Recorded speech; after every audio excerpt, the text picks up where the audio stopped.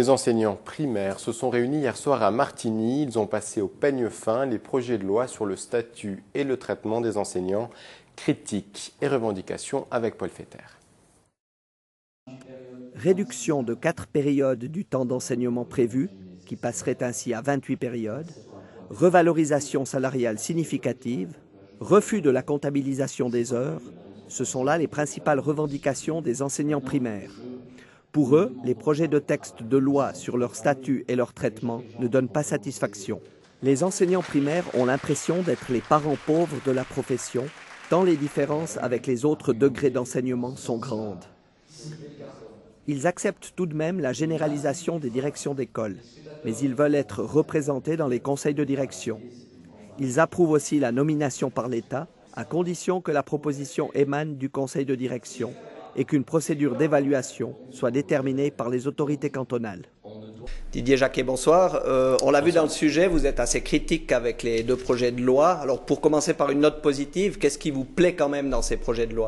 Alors une note positive, c'est ces projets de loi, la consultation de ces projets de loi nous a donné l'occasion de réunir tous nos membres, d'abord dans les centres scolaires, ensuite dans les districts et enfin hier soir en assemblée de délégués pour réfléchir sur la qualité de leur travail et sur la façon d'organiser l'école. J'ai été extrêmement enchanté de rencontrer des gens passionnés. Hier soir, nous étions 150 sur 164 délégués. C'est une participation extraordinaire. Ça veut dire que les gens sont concernés lorsqu'on parle d'organiser leur travail. Donc, on vous propose une période d'enseignement en moins. Vous en demandez encore 4 autres de moins. Est-ce que c'est demander beaucoup pour avoir peu ? Non, dans le cadre de la réflexion sur l'organisation du travail, nous émettons des propositions. Le département nous propose, pour être reconnu dans les 8 premiers degrés de la scolarité, 32 périodes pour un plein temps. Au cycle d'orientation, on passe tout d'un coup à 26 et au collège, on passe à 23. Lorsqu'on dit qu'on revalorise notre profession avec ce projet, j'ai un petit peu de peine à comprendre.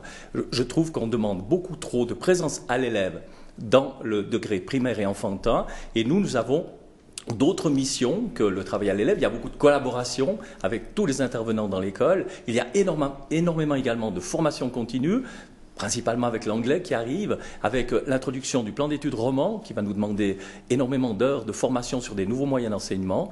Et nous proposons de descendre la présence à l'élève à 28 périodes par semaine, non pas pour travailler moins, mais pour travailler mieux, pour avoir un travail de qualité face à l'élève avec des enseignants bien formés, disponibles et pas toujours au bord du burn-out en raison de la charge. Et alors les augmentations de salaire que vous réclamez, c'est pas un peu gourmand en période de crise ? Écoutez, il faut se comparer avec les autres degrés d'enseignement, mais aussi avec les autres cantons suisses. Et en Valais, nous sommes le canton qui travaille, où les enseignants travaillent le plus de périodes, et nous sommes 19e dans le classement des salaires.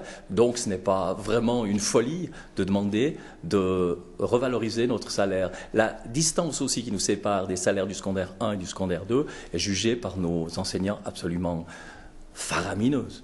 Et là, vous n'êtes pas en train de rompre un peu le pacte de non-agression qui existe entre les enseignants des différents degrés ? Mais non, nous n'attaquons personne, nous constatons les choses, nous comparons les choses, et lorsqu'on demande des gens de comparer, on regarde la position où on est, on se dit qu'on n'est vraiment pas les mieux lotis et qu'il est peut-être temps de revaloriser le primaire et les enfantines. On a l'impression que Claude Roch a un peu ouvert la boîte de Pandore. Plus de salaire, moins d'heures d'enseignement pour le CO, pour le primaire. C'est une manière d'enterrer la loi, ça ? Je crois que Claude Roch, le souci de Claude Roch, c'est d'améliorer l'école valaisanne et d'en faire une école. Chaque fois qu'il prend la parole en public, il dit qu'on a une école de qualité parce que nous avons de très bons enseignants. Donc il veut défendre la qualité de cette école. Maintenant, il y a un paradoxe. Si vous voulez défendre la qualité de l'école et faire avec la même enveloppe budgétaire en l'améliorant, c'est absolument pas possible. Donc il faudra des ressources supplémentaires au niveau financier, mais la question qu'on doit se poser, c'est est-ce que nous voulons rouler en 2 chevaux ou dans une voiture un petit peu plus correcte pour former notre société de demain, car notre mission dans l'école primaire, l'école enfantine, c'est donner les bases de la formation à nos enfants, donc les donner de la meilleure qualité possible. Est-ce que vous pensez que le Grand Conseil pourra entrer en matière? On imagine que ça va coûter un certain nombre de millions, c'est pas chiffré, mais ça sera certainement important si on n'accorde même qu'une partie de tout ce que vous demandez. Est-ce que le Grand Conseil pourrait être sensible à l'heure du frein aux dépenses? Mais c'est son travail au Grand Conseil de préparer le terrain aux gens qui travaillent dans notre République. Et je crois qu'on doit se poser les bonnes questions. Et lorsqu'on a des réponses, des bonnes réponses surtout, on doit trouver les financements nécessaires. Et l'école est vraiment un enjeu qu'on ne peut pas laisser de côté. C'est la formation des valaisans de demain. Elle doit être de qualité. Et les enquêtes PISA, excusez-moi, mais les enquêtes PISA nous donnent raison jusqu'à ce jour. Nous ne devons pas régresser dans la qualité de notre école.